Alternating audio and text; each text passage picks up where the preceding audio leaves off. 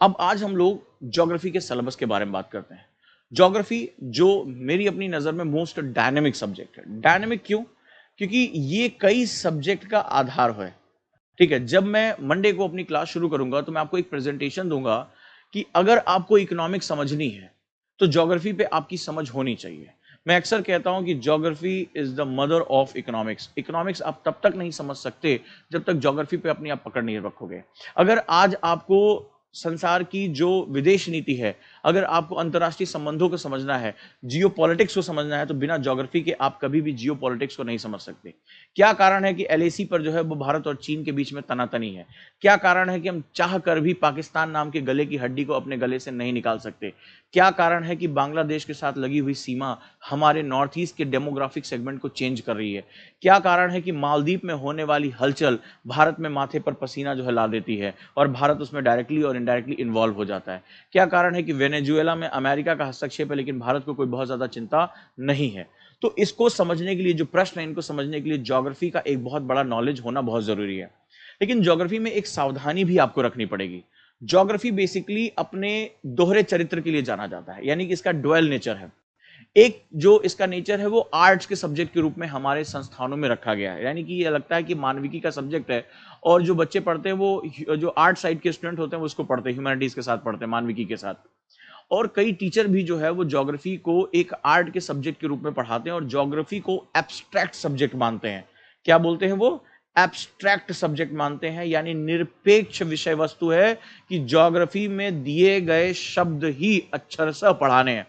जैसे इतिहास एक एब्स्ट्रैक्ट सब्जेक्ट है, यानी इतिहास क्या होता है? अगर वो कोई घटना है, कोई युद्ध है, कोई नीतियां हैं, वायसराय है, गवर्नर जनरल है, तो वो एब्स्ट्रैक्ट है। अब उसमें बदलाव नहीं किए जा सकते, वो जो बीत गया है हमें उसको निरपेक्ष भाव से पढ़ना है। तो जो टीचर जो है सबसे बड़ी गलती कर बैठते हैं उसको आर्ट साइड सब्जेक्ट के रूप में इसको एब्स्ट्रैक्ट फॉर्म में पढ़ाते हैं। ठीक है, यानी कि ये ऐसी वस्तु है, अब इसको लिख लो।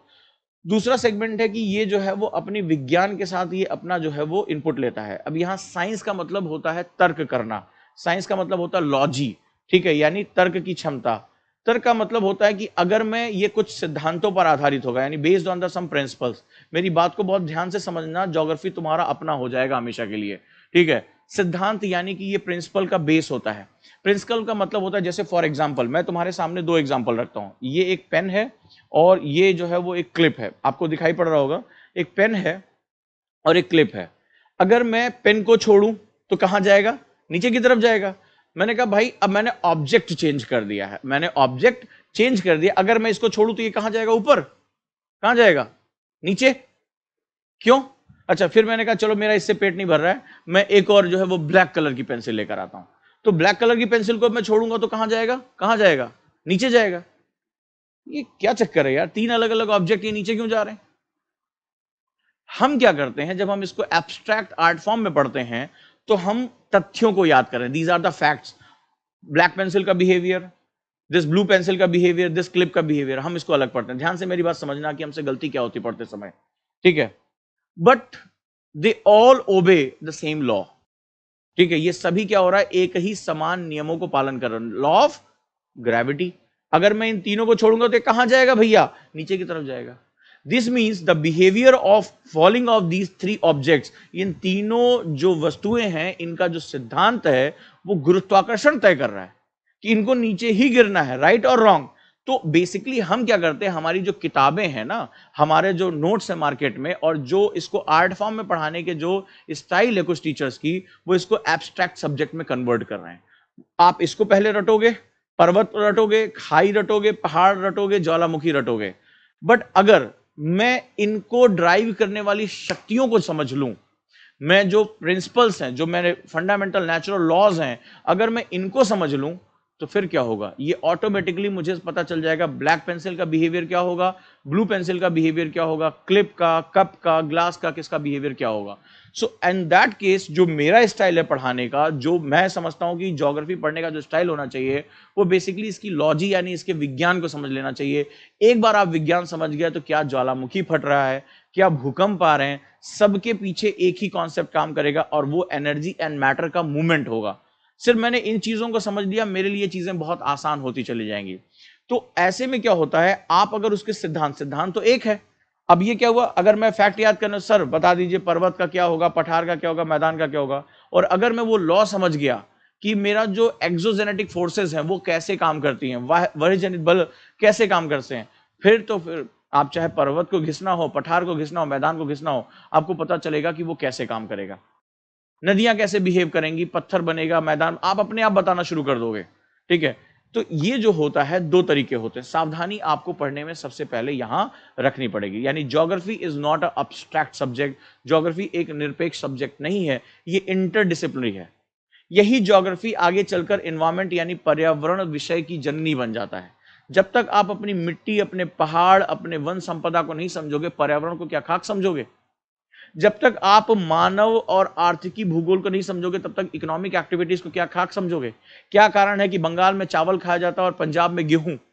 उसके पीछे वहां की मिट्टी, वहां की जो क्लाइमेट है, वहां की भूगोल उसके लिए जिम्मेदार है। क्या कारण है कि जो आपका ईस्टर्न एशिया है वो सबसे ज्यादा निर्यात चावल और उससे बनी वस्तुओं का किया जाता है? चाइनीज सबसे ज्यादा नूडल्स का जो है प्रयोग क्यों करते हैं? तो हमारा खान पान, त्योहार, हमारा जो संस्कृति, हमारी आर्थिकी, हमारे देश की जो इनपुट्स हैं, वो सब कुछ हमारा ज्योग्राफी और हमारा क्लाइमेटिक सिस्टम तय करता है। ये इतना डीपर है, लेकिन उसको समझने के लिए ज्योग्राफी को एब्स्ट्रैक्ट सब्जेक्ट से निकालना पड़ेगा और आपको सिद्धांत यानी कि प्रिंसिपल बेस जाना पड़ेगा। अब जो मेरा साइंस बैकग्राउंड है, मुझे इसमें बहुत हेल्प करता है। मैं खोजता हूं कि मैं अपने स्टूडेंट को 20 तथ्य रटाऊं या मैं अपने स्टूडेंट को उसके जीवन से जुड़ा हुआ एक विज्ञान समझा दूं। वो अपने आप बता ले जाएगा कि भाई विंड कैसे बिहेव करने जा रही है, वाटर कैसे बिहेव करेगा, सर माउंटेन के साथ क्या होगा, फोल्डिंग कैसे होगी, फॉल्टिंग कैसे होगी, उसको सब कुछ पता रहेगा। बस वो उसको उसके कोर प्रिंसिपल पे उसको डील करा दो। साथ ही साथ जो ज्योग्राफी है वो एब्स्ट्रैक्ट हो ही नहीं सकता। अगर आज मुझे ये समझना है कि भारत किसी भी देश के साथ तनातनी कर सकता है, आज कल की अगर आप लोगों ने न्यूज पढ़ी होगी, आज सुबह का न्यूज़पेपर अगर आपने उठाया होगा तो आपने देखा होगा एलएसी पे धीरे धीरे सीमा जो है पीछे चला जा रहा है। हम दोनों देश की सीमाएं पीछे की तरफ जा रही हैं, जो आपके जो सेनाएं हैं। और हम बातचीत के मुद्दे पर आ गए हैं। जो चाइनीज फॉरेन मिनिस्ट्री उसने वक्तव्य जारी कर दिया है, स्टेटमेंट दे दिया है कि अब हम जो है वो संघर्ष की स्थिति से निकल रहे हैं और मतभेदों को विवादों में परिवर्तित नहीं होने देंगे। लाइन क्या बोली? मतभेदों को विवादों में परिवर्तित नहीं होने देंगे। क्या इसके पीछे ज्योग्राफी इन्वॉल्व है? क्या इसके पीछे जो है, क्या जो सेगमेंट्स है वो जो है वो हमारा जियोपॉलिटिकल सिस्टम इन्वॉल्व है? क्या रीजन है कि हम चाह कर भी पाकिस्तान से बार बार हम किसी तरह कूटनीति की, डिप्लोमेसी की बात करते हैं? क्योंकि उसके साथ हमारी सीमाएं लगी हैं। तो आप अगर ज्योग्राफी को समझोगे तभी जाकर आप इंटरनेशनल पॉलिटिक्स को समझ पाओगे। क्या रीजन है कि पाकिस्तान जो है हमेशा, चाहे रशिया हो, चाहे वो चाइना हो, चाहे वो अमेरिका हो, इनका प्री बना रहा। कभी अमेरिका ने उसको पाला, आज चीन पाल रहा है, कभी रशिया ने उसको पाला। क्या रीजन है उसका? उसकी जियोपॉलिटिकल सिचुएशन, कैसे वो सेंट्रल एशिया की चाबी अपने पास रखता है, कैसे वो वेस्टर्न एशिया के साथ कनेक्ट होता है। तो ये जो चीजें हैं, इसको समझने के लिए ज्योग्राफी वास्तव में एक इंटरडिसिप्लिनरी यानी अंतर विषयक सब्जेक्ट है। यानी ये एक आपको बड़ी सोच देता है। आप इन्वायरमेंट को, अगर कई बार होता है स्टूडेंट कहते हैं सर इन्वायरमेंट की क्लास करनी, बता दीजिए। ज्योग्राफी के बेस के बिना आप इन्वायरमेंट को टच नहीं कर सकते, ये बात आप याद रखिएगा। इन्वायरमेंट जो टॉपिक होता है वो आपकी ज्योग्राफी से ही अपना बेस लेकर आगे बढ़ता है। और आपको मैं बता दूं, अगर इन्वायरमेंट और ज्योग्राफी को मैं मिला दूं तो प्री में लगभग नियर अबाउट 31 क्वेश्चंस, 55 से 60 पर तो क्वेश्चन कर ले मेरा जो है प्री क्वालिफाई हो जाएगा। 29 टू 31 एवरेज क्वेश्चन हर साल मुझे इस सेगमेंट से देखने को मिलते हैं। ठीक है, इसके बाद मेंस की अगर मैं बात करूं तो लगभग 150 मार्क्स। क्यों, मैं भी बताऊंगा। क्योंकि एग्रीकल्चर एग्रीकल्चर वो अभी मैं क्या डिस्कस करने जा रहा हूं, जीएस पेपर 1। एग्रीकल्चर किसमें? जीएस पेपर 3 में।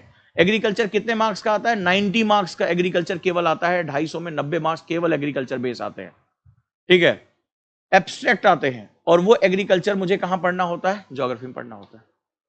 यानी पेपर 1 के जो ये टॉपिक जो आपके सामने लिखे हैं वो तो होंगे ही होंगे, जो एग्रीकल्चर का पार्ट है 90 नंबर का वो भी हो जाएगा। यही ज्योग्राफी, यही रीजन है कि ज्योग्राफी ऑप्शनल जो है, यही रीजन है कि 243 सिलेक्शन आउट ऑफ 900, 243 सिलेक्शन किसी और सब्जेक्ट पास नहीं है, अकेले ज्योग्राफी ने दे दिया।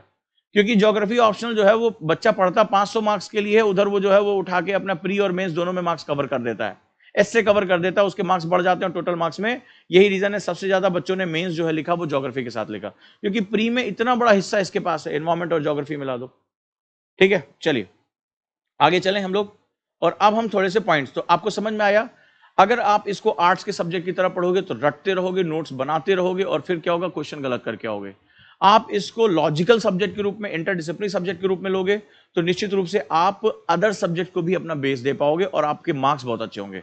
और कुल मिलाकर लड़ाई इस बात की है, आप किस सब्जेक्ट में कितना जानते हो इट डजंट मैटर, आपके मार्क्स कैसे आते हैं दैट इज मैटर। ठीक है, ये बहुत इंपॉर्टेंट है, ये बात याद रखना। संसार आपके प्रयासों को याद नहीं रखता, संसार सिर्फ परिणाम को याद रखता है। Only result is important in UPSC. बहुत ही गलाकाट प्रतियोगिता है। सो लेट्स इंपॉर्टेंट, हम यहाँ शुरू करते हैं। तो आप जिस भी टीचर के साथ जुड़िएगा याद रखिएगा कि उसका बैकग्राउंड साइंस के साथ है या नहीं है, वो इसको साइंस के सब्जेक्ट के रूप में डील कर पा रहा है कि नहीं कर पा रहा है। बहुत बड़ा मिथ्याचार है कि इसको जो है वो आर्ट के सब्जेक्ट की तरह लोग क्या होता है फंडामेंटल, मैंने देखा है नोट्स रटा देते हैं, पर्वत श्रृंखला लिखा देते हैं, खाइयों के बारे में बता देते हैं, दर्रों के बारे में बता देते हैं और स्टूडेंट को लगता है हाँ मेरे टीचर ने तो बहुत बढ़िया से ज्योग्राफी पढ़ाई है, देखो कितने शब्दों में मुझे कम शब्दों में दे दिया।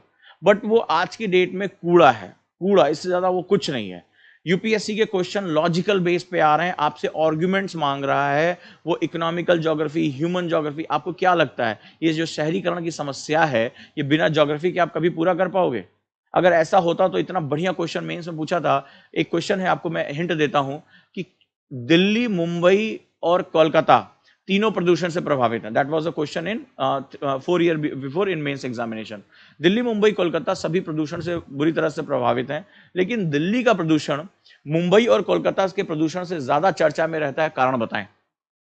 यानी कि तीनों मेट्रोपॉलिटन है, तीनों के सामने पॉल्यूशन है, लेकिन दिल्ली का पॉल्यूशन हमेशा चर्चा में रहता है। आपने देखा जैसे अक्टूबर नवंबर आता है पूरी दिल्ली जो है परेशान हो जाती है। इसके पीछे आपको ज्योग्राफी की नीड पड़ेगी। अब ये जीएस पेपर 1 में जो है वो अर्बनाइजेशन के टॉपिक में पूछा है, जवाब आप ज्योग्राफी के बेस पे देंगे।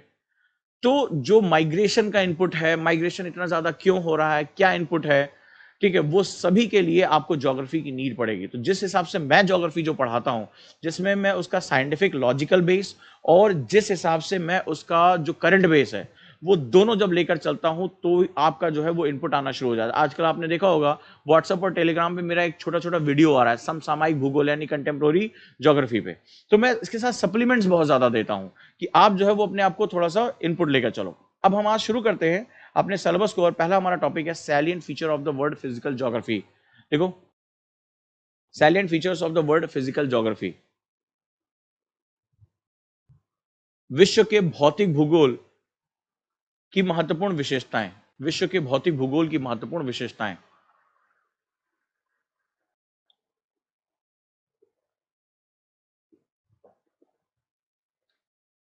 शालिनी, बहुत अच्छा रहेगा सोशियोलॉजी ऑप्शन, और जल्दी हम लोग सोशियोलॉजी ऑप्शन इंग्लिश मीडियम में शुरू कर रहे हैं।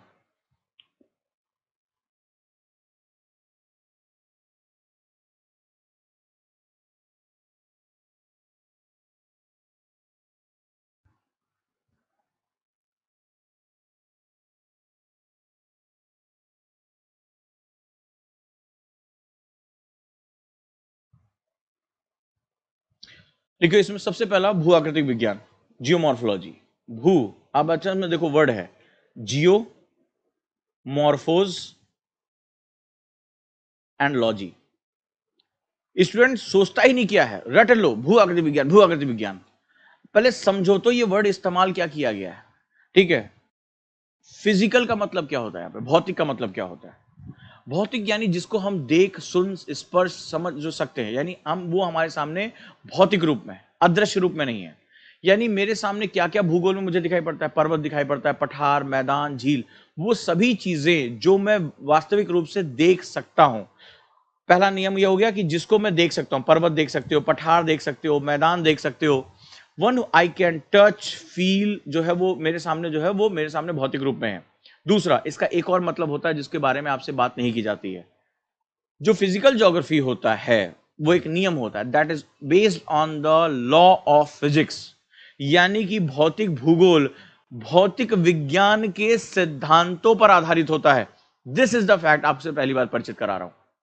ठीक है, भौतिक विज्ञान के सिद्धांतों पर आधारित होता है, यही इसकी सबसे बड़ी ब्यूटी होती है। भौतिक विज्ञान, जैसे अभी मैंने आपको सामने 3 ऑब्जेक्ट गिराए थे ना, तो तीनों भौतिक के नियम गुरुत्वाकर्षण को फॉलो कर रहे थे।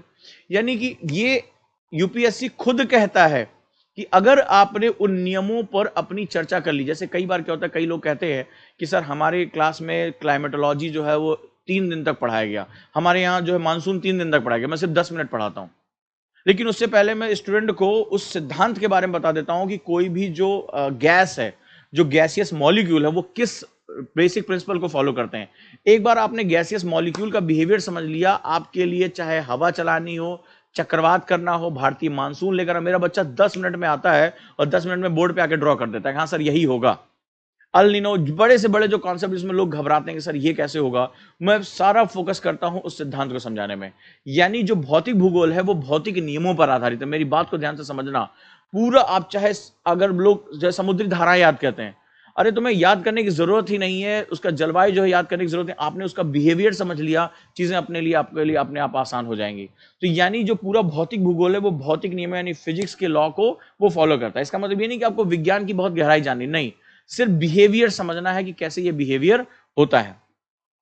तो पहला कहता है जियोमॉर्फोलॉजी, पृथ्वी, इसको बोलते हैं, जियो का मतलब हो गया अर्थ पृथ्वी, मॉर्फो का मतलब हो गया उसका वर्णन, और कैसा वर्णन, कह रहा है लॉजी का मतलब हो गया साइंस, खुद कह रहा है इसके अंदर कह रहा है, और कह रहा है साइंस लॉजी, यानी कि पृथ्वी की आकृतियों का वर्णन वैज्ञानिक रूप से, ठीक है, the scientific explanation of features of on earth.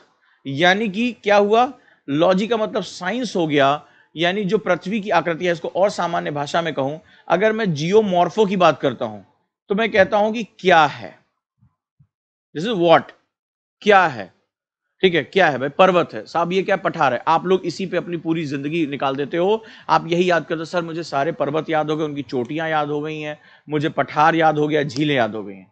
लेकिन यूपीएससी खुद कहता है लॉजी मतलब क्या होता है, वो ये कहता है ठीक है भाई, यहां पर मुझे हिमालय यहां दिखाई पड़ रहा है, मुझे उत्तर भारत के मैदान दिखाई पड़ रहे हैं, मुझे रेगिस्तान दिखाई पड़ रहा है, लेकिन ये बताओ यहां क्यों है, वाई, वॉट तो है ही है, अब मुझे बताओ why, why it is air. Himalaya है तो कोई फेविक्विक से चिपका के थोड़े ना हिमालय चला गया था, उसके पीछे बनी यहां क्यों है, वो पावर्स क्या है, वो शक्तियां क्या है, वो मैकेनिज्म क्या है, वो साइंस क्या है, जिसकी वजह से इतना ऊंचा पर्वत बना, यही क्यों बना, कहीं और बन गया होता, दिल्ली के पास हिमालय चला गया होता, देखो कितना मस्त मौसम होता था दिल्ली का, इतनी गर्मी नहीं पड़ती, बट यही क्यों है, this means you have to be very logical in this subject. बड़ा मजा आता है, और ये लॉजिक जो होता है उसमें रटने की संभावना खत्म हो जाती है। यानी एक बार मुझे सिद्धांत मेरे टीचर ने मुझे समझा दिया, अब तो ये बहुत आसान है, मैं इसमें अगर मुझे हिमालय आता है तो मैं रॉकीज और एंडीज भी अपने आप बना लूंगा, टेंशन लेने की जरूरत नहीं मुझे। क्लियर है, ये इसकी सबसे खास बात होती है। तो आपने देखा कि ये फिजिकल ज्योग्राफी वर्ड आपने जियोमॉर्फोलॉजी वर्ड कितनी बार इस्तेमाल किया होगा, लेकिन इसके गुण तत्व होता है, यही टीचर की खासियत होती है, अपने स्टूडेंट को एक एक शब्द से परिचित कराए। नेक्स्ट वन, इसमें जो टॉपिक्स हमारे पास है वो है meaning and scope of geomorphology. ये यूपीएससी ने नहीं दिया, यूपीएससी ने अपने सिलेबस में ये एक लाइन लिखी, ऊपर जो दिखाई पड़ रहा है केवल एक लाइन लिखी है, बाकी अब मैं आपको बता रहा हूं क्वेश्चन कहां कहां से आए हुए हैं।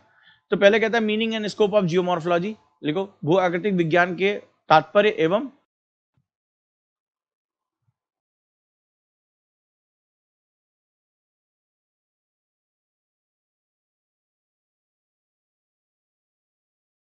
मुस्ताक प्रीवियस का आप देख सकते हैं, बिल्कुल देख सकते हैं, और अपने दोस्तों को भी आप शेयर करें, सभी सिलेबस एनालिसिस क्लासेस सभी के लिए निःशुल्क हैं। Meaning and scope of geomorphology, ठीक है, लिखो भू आकृतिक विज्ञान के तात्पर्य तथा आयाम। राठौर निकुंज, पोस्ट इंडिपेंडेंस मैं कल करूंगा, ठीक है, मैंने अभी आपको थोड़ी देर पहले, शायद आप लेट आए हैं, इसका संबंध पेपर 2 से है, क्योंकि वहीं से हमारा जो है कॉन्स्टिट्यूशनल डेवलपमेंट हो जाता है, तो मैं पेपर 2 कल जब डिस्कस करूंगा, कल सुबह फिर 10 बजे मैं क्लास लूंगा, तो वहां पर मैं पोस्ट इंडिपेंडेंस और पेपर 2 दोनों एक साथ लेकर चलूंगा, ठीक है, तब आपको थोड़ा ज्यादा समझ में आएगा, क्योंकि वहां से हमारा इतिहास जो है वो रुकता है और हमारा जो संवैधानिक पॉलिटिकल सिस्टम है वो जन्म लेता है। नेक्स्ट वन है internal structure of the earth, पृथ्वी के अंतरतम की संरचना, पृथ्वी के अंतरतम की संरचना, इसमें स्पेशली जो है वो बिहेव, एक ही क्वेश्चन सबसे ज्यादा पूछा जाता है, behaviour of earthquake waves, earthquake. कितने स्टूडेंट इस समय क्लास में ज्योग्राफी ऑप्शनल के हैं, जो मेरे साथ ज्योग्राफी ऑप्शनल पढ़ते हैं, आप मुझे बताइए ज्योग्राफी ऑप्शनल में मैंने ये पढ़ा दिया है कि नहीं पढ़ा दिया है। अब अगर ज्योग्राफी ऑप्शनल में हो तो आप देखिए आपको कितना बेनिफिट है, आप जो है वो जीएस का क्वेश्चन, मेंस का और प्री का ऑटोमेटिकली कर जा रहे हो, ये रीजन है कि आपको जो है वो सबसे ज्यादा मार्क्स मिलते हैं। अगला है द कॉन्टिनेंटल ड्रिफ्ट थ्योरी, महाद्वीपीय विस्थापन सिद्धांत, लिखो महाद्वीपीय विस्थापन सिद्धांत, कल ही मैंने ये टॉपिक खत्म किया, राइट और रॉन्ग, महाद्वीपीय विस्थापन सिद्धांत। अगला जो मेरा आज का टॉपिक है, प्लेट टेक्टोनिक थ्योरी, प्लेट विवर्तन की सिद्धांत, प्लेट विवर्तन की सिद्धांत। कल की क्लास बेटा सिलेबस एनालिसिस में है, आप नीचे की तरफ जाओगे सेक्शन, और वो क्लास है आपकी इंपॉर्टेंट, जिसे हम लोग कहते हैं that is known as strategy classes with team Ojaank. अब मैं आज देखता हूं अगर आप लोगों को दिक्कत आ रही है तो मैं उसका अलग सेक्शन ही बनवा देता हूं, सिलेबस एनालिसिस बाय ओजांग सर, उसी में मैं करा देता हूं, ठीक है, कोई दिक्कत वाली बात नहीं अगर आपको दिक्कत हो रही है तो। अगला कहता है चट्टानों की संरचना, चट्टान, इसका अध्ययन करना है, प्लेट विवर्तन की सिद्धांत पीटीटी, चट्टान के बारे में अध्ययन करना है, रॉक सिस्टम से आता है। तो तीन तरह के हमारे पास रॉक सिस्टम है, एक इग्नियस यानी आग्नेय, मेटामॉर्फिक यानी रूपांतरित, और अवसादी यानी सेडिमेंट्री रॉक्स, ठीक है। इसके बाद classification of forces affecting the landforms, लिखो। भू आकृतियों को प्रभावित करने वाले कारक, भू आकृतियों को प्रभावित करने वाले कारक, तो इसमें दो फोर्सेज है, एंडोजेनेटिक एंड एक्सोजेनेटिक, यानी अंतर्जात बल और बहिर्जात, बहिर्जात।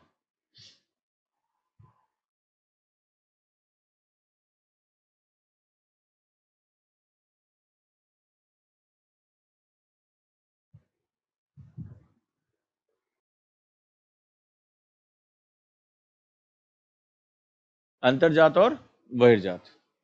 अगला है माउंटेन बिल्डिंग, पर्वत निर्माण कार्य, जिसमें हिमालय, आप जानते हैं कि प्री में और मेंस में हिमालय से क्वेश्चन, पेट क्वेश्चन है, वो आना ही आना होता है, ठीक है।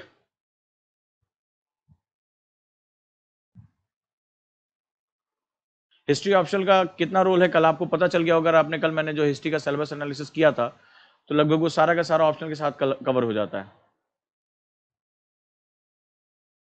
प्रीवियस क्लास बेटा अभी कल ही मैंने चेक किया था, सभी शो हो रही है, कोई दिक्कत नहीं है। आप स्ट्रेटजी क्लासेस में जाइए, नहीं होगा तो मैं इसका अलग सेक्शन बनवा देता हूँ आज, ठीक है, कोई दिक्कत नहीं है। तो माउंटेन बिल्डिंग, पर्वत निर्माणकारी क्रिया। Next one, earthquake and tsunami, ठीक है, अर्थक्वेक एंड सुनामी, जीएस में मैंने पढ़ा रखा है, ऑप्शन में मैंने पढ़ा रखा है, अर्थक्वेक एंड सुनामी, भूकंप और सुनामी। आपको पता है इसका सीधा संबंध जीएस पेपर 3 यानी डिजास्टर मैनेजमेंट से भी है, और भारत के लिए तो बहुत ही महत्वपूर्ण है क्योंकि भारत इन दोनों से बहुत ज्यादा प्रभावित है, भूकंप और सुनामी। इसके बाद है वॉल्केनिज्म, ज्वालामुखीयता, ज्वालामुखीयता। इसके बाद भारत के प्रमुख मैदान एवं पठार, मैदान एवं पठार, plain and प्लाटियो।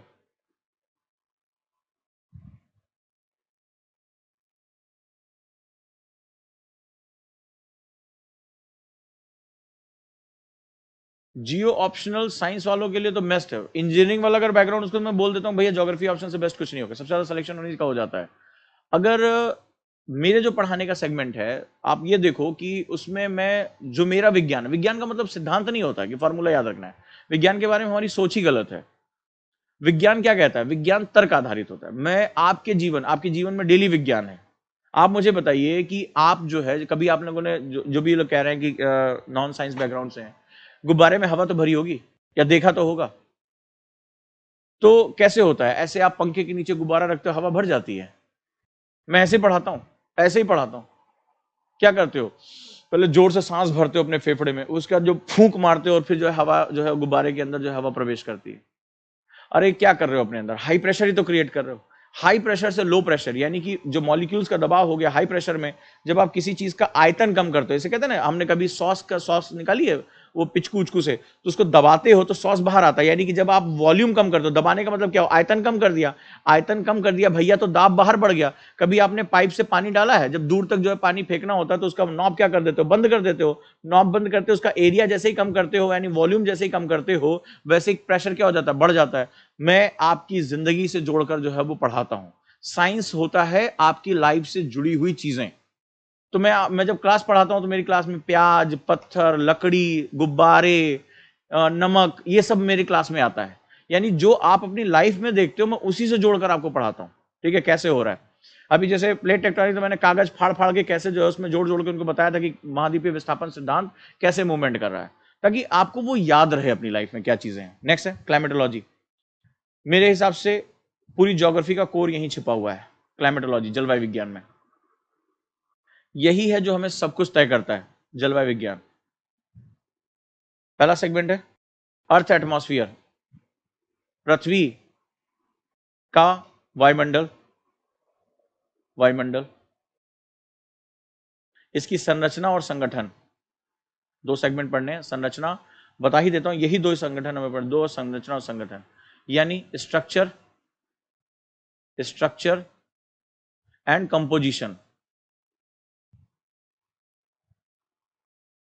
Structure and composition. ये स्ट्रक्चर बहुत इंपॉर्टेंट है, यहां से क्वेश्चन प्री में काफी आते हैं।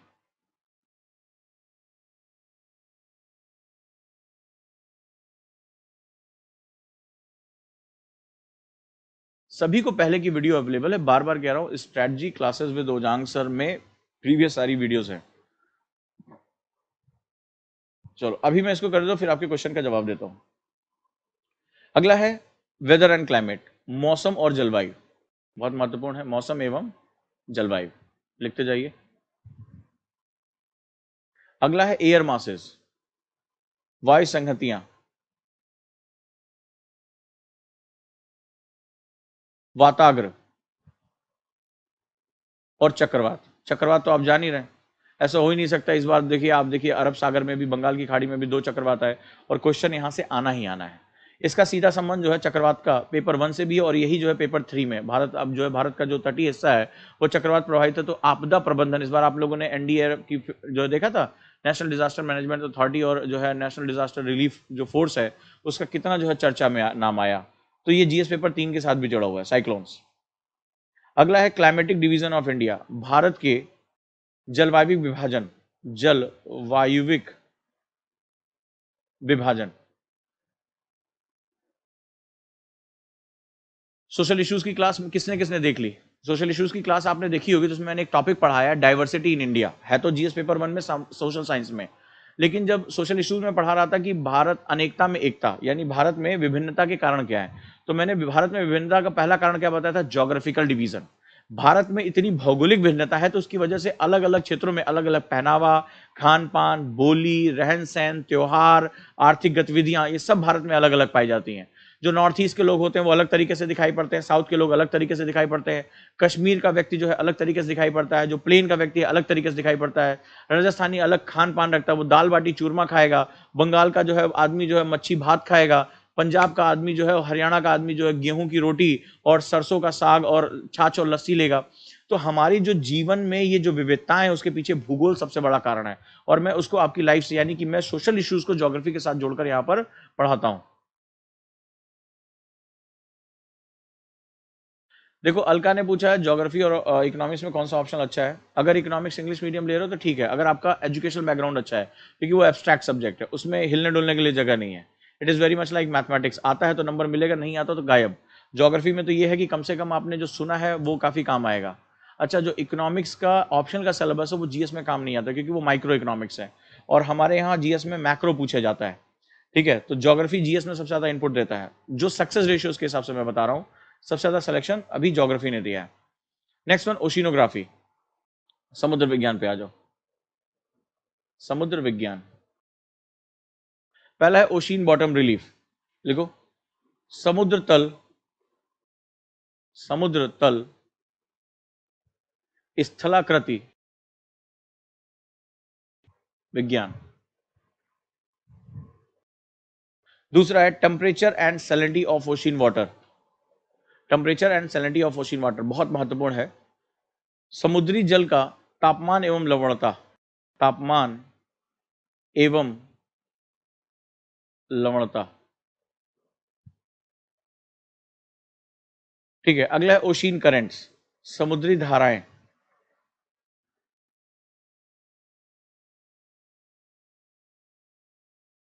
टाइड्स, ज्वार भाटा। कोरल रीफ्स, प्रवाल, इसको तो मोस्ट मोस्ट इंपॉर्टेंट कर लो, मेंस के लिए भी, प्री के लिए भी, ऑप्शनल के लिए भी। प्रवाल, और प्रवाल भित्तियां मोस्ट इंपॉर्टेंट है। अगला है geopolitical importance of Indian Ocean, आ गया ना, IR, ठीक है, जो चाइना कर रहा है, अमेरिका जो है हिंद महासागर में प्रवेश कर रहा है, वो इसी के साथ आकर जुड़ जाता है। लिखो जियो political importance of Indian ocean, Hind महासागर की भू राजनैतिक, हिंद महासागर का भू राजनैतिक महत्व। इसका क्वेश्चन जानते हो कहां आता है? जीएस पेपर 2 में। हम कर रहे हैं ज्योग्राफी, जीएस पेपर 2 में मेंस में ये सबसे ज्यादा क्वेश्चन यहां से आता है। आज की डेट में तो कंपलसरी एक क्वेश्चन है 15 मार्क्स का, हिंद महासागर की भू राजनैतिक महत्व, ठीक है, बहुत इंपॉर्टेंट है। और काफी कॉन्फ्लिक्टिंग एरिया, बहुत आज के समय में विवादित क्षेत्र हो चुका है ये हमारा जो हिंद महासागर है, और संसाधनों के लिए, ठीक है। तो ये हमारा सिलेबस का फर्स्ट पार्ट रहा, यानी कि हमने फिजिकल ज्योग्राफी में हमें ये पार्ट्स पढ़ने हैं। हालांकि यूपीएससी ने ये दिया नहीं है, तो जो क्वेश्चंस मैंने देखे हैं जहां से क्वेश्चन आए हुए हैं, जहां उसका इंपॉर्टेंस है, मूवमेंट करता है, उसके बेसिस मैंने इसको बता दिया है। एक और पॉइंट लिख लो, डिस्ट्रीब्यूशन ऑफ की नेचुरल रिसोर्सेज, इसी नाम से सिलेबस दिया है, की natural resources across the world. लिखो संसार में प्रमुख प्राकृतिक संसाधनों, कौन से संसाधन? प्राकृतिक संसाधनों का वितरण, संसार के प्रमुख प्राकृतिक संसाधनों का वितरण, संसार के प्रमुख प्राकृतिक संसाधनों का वितरण। इसमें उसने एक मेंशन किया स्पेशली साउथ एशिया और इंडियन सबकॉन्टिनेंट, दो से दिए हैं, यानी दक्षिण एशिया, दक्षिण एशिया लिखो, विशेष रूप से दक्षिण एशिया तथा भारतीय उपमहाद्वीप, यानी भारत, बांग्लादेश, पाकिस्तान का जो एरिया है, भारतीय उपमहाद्वीप, यानी सार्क को भी देखना है, बिम्स्टेक को भी देखना है, और इंडियन सबकॉन्टिनेंट को भी देखना है, भारतीय उपमहाद्वीप। किस किस तरह के नेचुरल रिसोर्सेज पे क्वेश्चन पूछे जाते हैं? पहला डिस्ट्रीब्यूशन ऑफ सॉइल, इस क्षेत्र में मृदाओं का वितरण, मृदाओं का वितरण, डिस्ट्रीब्यूशन ऑफ सॉइल। दूसरा नदियों से मैंने देखा है क्वेश्चन, खासतौर पे नदी विवाद, जैसे आपको याद होगा मेंस में 2 साल पहले जो सिंधु नदी है, जो भारत पाकिस्तान के बीच में इंडस रिवर है, उसके विवाद को लेकर जो है क्वेश्चन आ गया था, राइट। और इससे पहले जो भारत और बांग्लादेश में जो विवादित नदी है तीस्ता, उसके ऊपर क्वेश्चन आया था। तो डिस्ट्रीब्यूशन ऑफ रिवर्स, नदियों का वितरण, तो ये क्वेश्चन जो है, जो ट्रांस बाउंड्रीज है, वहां से क्वेश्चन काफी इंपॉर्टेंट है, आज की डेट में इसको मोस्ट इंपॉर्टेंट मार्क कर लो। तो मैं क्वेश्चंस को देखते हो, यूपीएससी ने केवल इतना पार्ट दिया है आपसे, ये मैं आपको अपनी तरफ से बता रहा हूं कि क्वेश्चंस कहां से उन्होंने पूछे हैं। और रिवर्स में भी अगर कोई विवादित खंड चल रहा है, जैसे आपने देखा होगा कि जो पाकिस्तान की तरफ नदियां जाती हैं, चेनाब हो गया या और भी जो नदियां हो गई, सिंधु हो गई, उनके ऊपर जब भारत कोई हाइड्रो इलेक्ट्रिसिटी प्रोजेक्ट बनाते हैं, जैसे मान लो उरी में बना रहा है या जो और भी जो प्रोजेक्ट्स हैं, तो वहां पर क्या हो रहा है, स्यूत हो गया, तो वहां पर जितने भी हाइड्रो इलेक्ट्रिक प्रोडक्ट वो इंटरनेशनल डिस्प्यूट में चले जा रहे हैं, तो वहां से क्वेश्चन हमारे आ रहे हैं। यानी डिस्ट्रीब्यूशन ऑफ रिवर्स, नदियों का वितरण, डिस्ट्रीब्यूशन ऑफ मिनरल्स, खनिजों का वितरण, और डिस्ट्रीब्यूशन ऑफ क्रॉप्स, यानी फसलों का वितरण।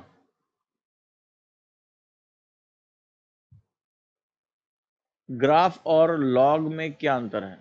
लॉजी, लॉजी का मतलब होता है, लॉजी लैटिन वर्ड है, just that means science. Logy कहते हैं ना, लॉजिक क्या है, लॉजी से लॉजिक निकला, साइंस का मतलब होता है तर्क करना, क्वेश्चन पूछना। मैंने कहा कि भाई ये जो है वो ये चीज है, तो आप क्वेश्चन पूछिए यहाँ क्यों है, यही लॉजिक होता है। साइंस का मतलब, हमारे यहाँ तो पूरा हमारा एजुकेशन सिस्टम ही करप्ट है, गड़बड़ है। साइंस का मतलब बता दिया कि फार्मूले रटना है, विज्ञान वाला अलग होता है, आर्ट वाला अलग होता है। लेकिन जब जो है अरस्तु और सुकरात थे, तो उस समय ये साइंस वाइंस सब्जेक्ट, आर्ट वार्ट सब्जेक्ट नहीं हुआ करते थे। उस समय एक ही सब्जेक्ट हुआ करता था, फिलॉसफी यानी दर्शन, और फिलॉसफी के अंदर सब कुछ आ जाता था, मैथमेटिक्स, साइंस, सब कुछ आता था इसके अंदर। तो बिना तर्क के कभी आप आगे नहीं बढ़ सकते, ठीक है। तो विज्ञान का मतलब होता है तर्क करना, क्वेश्चन पूछना और उनके जवाब ढूंढना। आर्ट्स वालों के लिए भी सबसे अच्छा ऑप्शनल जो है वो क्या नाम है आपका, ज्योग्राफी है। इससे कोई लेना देना नहीं है। अब साइंस वाला आर्ट्स भी ले रहा है, आर्ट वाला साइंस ले रहा है, इट डजेंट मैटर। टीचर आपका कैसा है, बुक्स कैसी अवेलेबल है, आपका इंटरेस्ट कैसा है, और यूपीएससी का ओरिएंटेशन कैसा चल रहा है। फॉर एग्जाम्पल, आज से 7-8 साल पहले हर स्टूडेंट पबैड लिया करता था, लोक प्रशासन बड़ा पॉपुलर हो गया था, बहुत पॉपुलर हो गया था, ठीक है। हर स्टूडेंट आता था और जो है वो टॉपर्स पबैड लेते थे। लेकिन यूपीएससी ने अपने सिलेबस में कुछ बदलाव किए और इतने टफ टफ फिलोसफर्स लेकर आने, इतने टफ टफ जो है थिंकर्स लेकर आने शुरू कर दिए कि अब स्टूडेंट का पबैड का जो है वो ऑप्शन नहीं निकल रहा है। कई स्टूडेंट मेरे जानने में है जिन्होंने 3-3 बार इंटरव्यू दिया है और वो उस सब्जेक्ट से जो है वो क्रॉस नहीं कर पा रहे हैं, क्वालिफाई नहीं कर पा रहे हैं। तो इस समय जो अभी बाहर आई हुई है वो ज्योग्राफी की आई हुई है, पॉल साइंस की आई हुई है, सोशियोलॉजी की आई हुई है, हिस्ट्री की आई हुई है। हिस्ट्री तो खैर एवरग्रीन रहा है, इनकी बाहर है जो है, इसमें आप अपना जो है बहती गंगा में हाथ धो सकते हैं। आपके बैकग्राउंड से आपका ऑप्शनल तय नहीं होता है। अब प्रिंस कुमार जो है इलेक्ट्रिकल इंजीनियर थे, लेकिन उन्होंने ह्यूमैनिटी के सब्जेक्ट से यूपीएससी में 3rd रैंक हासिल की। इट डजंट मैटर, ठीक है। हमेशा जो है वो इसके साथ जा सकते हैं। पीएसआईआर अच्छा ऑप्शन है, शशांक सर ने क्लास शुरू भी कर दी है उसकी। मैंने बुक्स बता रखी है ज्योग्राफी ऑप्शनल के लिए। तो अब मैं कल कल वैसे मेरा ऑफ रहता है, मेरी क्लासेस मंडे टू फ्राइडे होती है, लेकिन कल मैं फिर 10 बजे आ रहा हूँ। और कल मैं ये वाला पार्ट जो रिमेनिंग पार्ट है और जो पोस्ट इंडिपेंडेंस का पार्ट है उसको मैं पूरा करूंगा, ठीक है। और कल आपके लिए मैं 10 बजे फिर पहुंच रहा हूँ, ताकि आप जो है वो सिलेबस की कंटिन्यूटी में रहें। अब आपको आज क्या करना है, आज आपको जो मैंने पॉइंट्स बताए नोट्स बनाने का, आपको मैंने जो डिस्कशन किया है वो आप उसको फ्लो चार्ट में कन्वर्ट करिए, जो मैंने नोट्स मेथड बताया है। साथ ही साथ जो मैंने अभी तक आपको बता दिया, उसमें काफी मैंने टॉपिक्स बताया, उनको आपको क्या करना है, आपको अपनी बुक्स में मार्क करना है, ताकि आपको पता रहे। खास तरह का हाइलाइटर या खास तरह का सिंबल यूज कर लो कि मुझे इस पॉइंट पर बहुत ज्यादा फोकस करना है। या एक काम कर सकते हैं, इनको एक पेपर पे लिखकर अपनी बुक के जो आप पढ़ने जा रहे हैं उसके फ्रंट पेज पे चिपका दीजिए, ताकि आपको हमेशा याद रहे कि मुझे इन पॉइंट पर स्पेशल फोकस करना है। यहाँ से उजांग सर ने बताया है कि क्वेश्चन आते ही आते हैं, राइट। तो इस पर आपको जो है वो काफी फोकस करके रखना है। कल मैं आप लोगों के लिए, हालांकि मेरा ऑफ रहता है, तो मैं मिलूंगा आप लोगों से, और वहां से जो है वो हम लोग क्लास अपनी शुरू करेंगे। और मैं आपको बता दूं कि जो मैं मंडे से क्लास शुरू कर रहा हूँ सुबह 10 बजे और शाम को 6 बजे, 2 क्लासेस हैं मेरी। और जो भी स्टूडेंट जिनको 2021 देना है, 22 23 देना है, तो एक कॉन्सेप्टर बैच है जो 2 साल का बैच रहेगा, और एक फाउंडेशन बैच है जो 2021 के लिए है। दोनों बैचेस की स्टार्टिंग हो रही है। सुबह 10 बजे लाइव क्लास रहेगी, सेम जैसे आपकी चल रही है इसी कंटिन्यूएशन में रहेगी। और एक शाम को 6 बजे क्लास है, वहाँ मैं सोशल इश्यूज डील कर रहा हूँ। दोनों बहुत इंपॉर्टेंट सब्जेक्ट है, आप दोनों में से किसी से भी अपनी क्लासेस शुरू कर सकते हैं। जो पुरानी क्लासेस हैं, हमारी क्लासेस लाइव और वीओडी दोनों रहती हैं। लाइव का मतलब क्या होता है कि आप अभी उसमें एक ये है कि एक डिसिप्लिन मेंटेन हो जाता है। आप मुझसे क्वेश्चन पूछ रहे हैं, मैं आपके जवाब दे रहा हूँ। क्योंकि अभी जो है वो लगभग 14 से ज़्यादा स्टूडेंट इस समय क्लास देख रहे हैं, तो इसमें कई बार कई क्वेश्चन का जो है बहुत ही आगे पीछे जा रहे हैं। लेकिन क्लास में हार्डली जो है वो केवल 50 स्टूडेंट का बैच रहता है, 50 स्टूडेंट रहता है, तो मैं लगभग सभी लोग जानते होंगे, मैं उसमें बड़े विस्तार से जो उन सवालों के जवाब देता हूँ। दूसरा सेगमेंट है कि जो मेरी जो है 1:30 बजे जो है वो फ्री आंसर राइटिंग की क्लास चल रही है, राइट। ये आप लोगों को ये पता होना चाहिए, मेरी जो है फ्री आंसर राइटिंग की क्लास चल रही है। और ऑप्शनल की क्लास जो चल रही है, फ्री आंसर राइटिंग की क्लास में अभी कई बच्चे जो हैं वो नहीं टाइम से आ रहे हैं। तो मैं आपसे ये कहूँगा कि इस आंसर राइटिंग क्लास का आप हिस्सा बनिए, और जो मैं क्लास करा रहा हूँ उसमें आंसर राइटिंग को जो है वो एक अलग लेवल पे लेके जाइए। बिना आंसर राइटिंग के आप कभी भी जो है वो अपना सिलेक्शन नहीं करा पाएंगे। और मैं आप लोगों से बार बार यही कोशिश कर रहा हूँ ये कहने की कि आंसर राइटिंग को जो है वो अपने हिस्से में रखें। कितने बजे होता है, 1:30 बजे आपको मिल जाएगा। और लगातार आप देखिए, मैं उसमें नई तरीके सिखा रहा हूँ, क्वेश्चन को कैसे अटेम्प्ट करना है उसके बारे में बात कर रहा हूँ। लगभग ये मेरे पास जो जानकारी है, इस बैच की फीस 50 से 60 हज़ार होती है आंसर राइटिंग की, और वो देखिए रेगुलर बेसिस पे उसको मैं निःशुल्क दे रहा हूँ। तो अगर हमारी एकेडमी आपके सशक्तिकरण पे काम करी, तो अब आपको छोड़ना नहीं अपना सपना। अब इससे ज्यादा तो फिर आप ही जिम्मेदार होंगे कि नहीं, आप चाहते ही नहीं कि मेरी जिंदगी जो है बदले। तो याद होगा सोशल इश्यूज मैंने आपको मानसिक गरीबी पढ़ाई थी, ठीक है। तो ये बेसिकली एक मानसिक कॉज हो गया कि आप चाहते ही नहीं कि बायस बने, तो फिर अब इससे ज्यादा कुछ नहीं हो सकता, ठीक है। रात में 9 बजे सुहेल सर आ रहे हैं, जहां पर वो आंसर राइटिंग करा रहे हैं। तो this is the best effort हम लोग कर सकते हैं इस समय।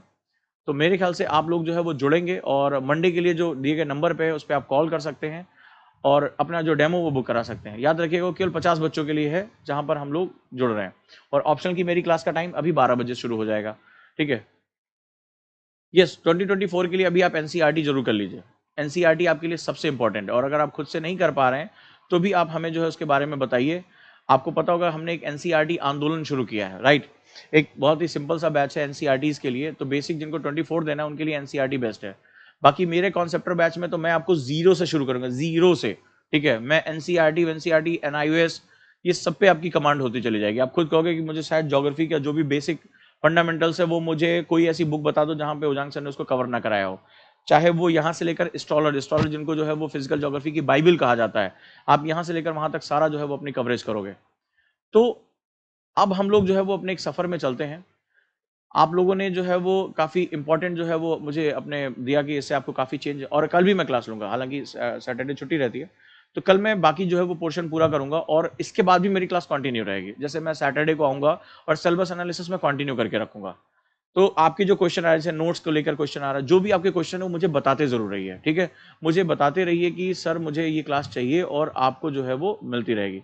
प्रीवियस क्लासेस आप उसी सेक्शन में जाएंगे, आपको मिल जाएगी।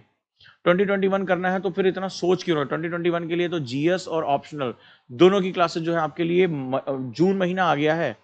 आइडियली तो अप्रैल से तैयारी शुरू हो जाती, जून महीना आ गया, आप अभी सोच क्या रहे हो मुझे ये नहीं समझ में आ रहा है। ठीक है, उसके लिए तो मेरी शाम को भी क्लास चल रही है और मॉर्निंग में भी क्लास चल रही है। कॉन्सेप्टर बैच मेरा बहुत ही प्यारा बैच है। कॉन्सेप्टर बैच मैं आपको पहले बता चुका हूँ। एक ऐसा ज़बरदस्त मेरा कॉन्सेप्ट है, इसके बारे में मैंने फर्स्ट डे भी बताया था। This is one of the best batch. What I said कि कॉन्सेप्टर बैच जो है उसमें 3 लेवल्स पे हम पढ़ाई करते हैं। फर्स्ट लेवल पे हम एनसीईआरटी और एनआईओएस को लेवल 1 पे कवर करते हैं, जिसको मैं मंडे से शुरू कर दूंगा। इसके बाद जब आप फर्स्ट लेवल पे कवर हो जाते हैं सेम फंडामेंटल सब्जेक्ट्स के साथ, फिर हम आपको हायर लेवल पे लेके जाते हैं, यानी आप जो है वो सेकंड लेवल पे अपनी प्रिपरेशन करते हैं आप, और जो है मेंस को लिए अपने ब्रशअप करते हैं।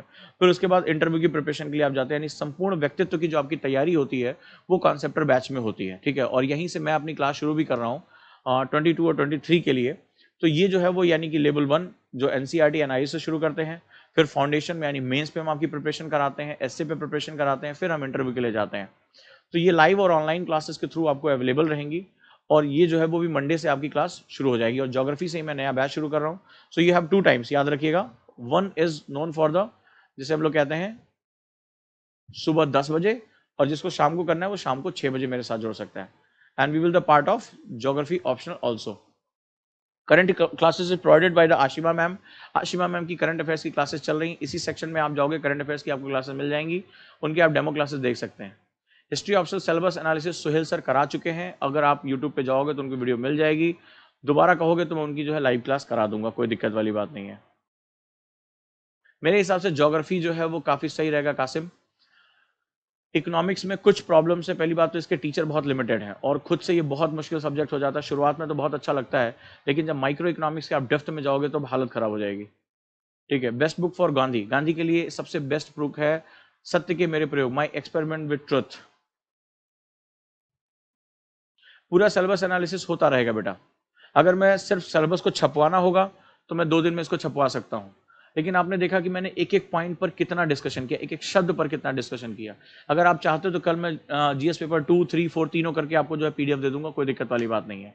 बट उससे उजांग आईएएस एकेडमी का पर्पस सॉल्व नहीं होगा। टेक योर टाइम, हम जो भी सीखें उसको अच्छे से सीखें। यूपीएससी कोई ग्रेजुएशन का एग्जाम नहीं है कि उसमें पिछले 5 साल का या कुछ टॉपिक कर लिया तो हो जाएगा, 30% नंबर आ गए, 60% नंबर आ गए तो हो जाएगा, नहीं। आपको ये बात याद रखिएगा, हर क्वेश्चन, हर लाइन, हर शब्द के लिए अपना 100% देना होगा। आपको नहीं पता कौन आपकी सीट खाने के लिए तैयार बैठा है। ये देश का सबसे हार्डेस्ट कंपटीशन है। मैंने आपको एक आंकड़ा दिया था ना, क्या आंकड़ा दिया था? 13 लाख बच्चा फॉर्म भरता है, 6 लाख सेंटर पे एग्जाम जाकर देता है, 12,000 चुने जाते हैं, उसमें 6 में से जो है वो मेंस के लिए, 12 में से 3,000 को बुलाया जाता है इंटरव्यू के लिए, और 3,000 में से केवल 900 लोग फाइनल रिकमेंडेशन होते हैं, और उस 900 में जो है वो 80 से 90 लोग को आईएएस के लिए बुलाया जाता है। अब आज जाकर इस मैथमेटिक्स को जोड़ लेना कि एक एक मार्क्स की वैल्यू क्या है यूपीएससी में, और क्यों मैं इतना टाइम दे रहा हूं, इतना टाइम लगा रहा हूं, ताकि आपको एक एक शब्द पर पकड़ हो। ठीक है, और मैंने आप लोगों से एक रिक्वेस्ट किया था, अगर वाकई में हमारे प्रयास आपको अच्छे लग रहे हैं तो आप में से कई स्टूडेंट ने अभी तक ऐप पर जाकर 5 स्टार रेटिंग नहीं दी है, कुछ पॉजिटिव नहीं लिखा है, अपने दोस्तों को शेयर नहीं किया है। कुछ ने किया है, कुछ ने इसको जरूरत नहीं समझा। तो जैसे जब आप आंसर लिखते हैं या आप कुछ अच्छा करते हैं तो मैं बोलता हूँ ना, शाबाश, बहुत अच्छा लगा। कैसी फीलिंग होती है आपको? एनर्जी मिलती है, yes I did something good. तो हम कैसे जानेंगे कि हम अच्छा कर रहे हैं? तो जब आप अपनी इस बात को दूसरों तक पहुंचाओगे, सेगमेंट को लेकर जाओगे, तभी तो बात बढ़ेगी। और मैंने क्लास की शुरुआत में क्या कहा था? मैंने मयंक का एग्जांपल आपको दिया, मेरे स्टूडेंट अनुराग का एग्जांपल दिया। ये एकेडमिकली अच्छे नहीं थे, लेकिन सोशली बहुत अच्छे थे। ये बात को पहुंचाते थे, ये जहां पर भी कोई चेंज की बात होती थी आगे खड़े होते थे, और उनका आज उनको रिवॉर्ड मिला। आज ये अपने अपने क्षेत्रों में बहुत ऊंचाइयों पर है, सफलता की ऊंचाइयों पर है। तो हम जो भी करते हैं, चाहे पॉजिटिव करें चाहे निगेटिव बने, कर्म कहते हैं ना कि कर्म का हिसाब होता है, कर्म ऑलवेज कैलकुलेट। कर्म हमेशा जो है वो गणित होता है, वो हमें आगे हमें मिलेगा। If you do right now, so ये कहीं ना कहीं तुम्हारे साथ जुड़ता चला जाएगा, राइट? शाबाश, थैंक यू, पूजा ने कहा है। या ऑफ कोर्स, आज से आप जो सिलेबस एनालिसिस, आपको पता चल गया होगा कि इसके अंदर कितना पेंडोरा बॉक्स है। ओरिजिनल सिलेबस को देखना और जो सिलेबस मैंने बताया उसको देखना, जमीन आसमान का अंतर आपको पता चलेगा, right? Thank you so much, lot of love sir, thank you so much.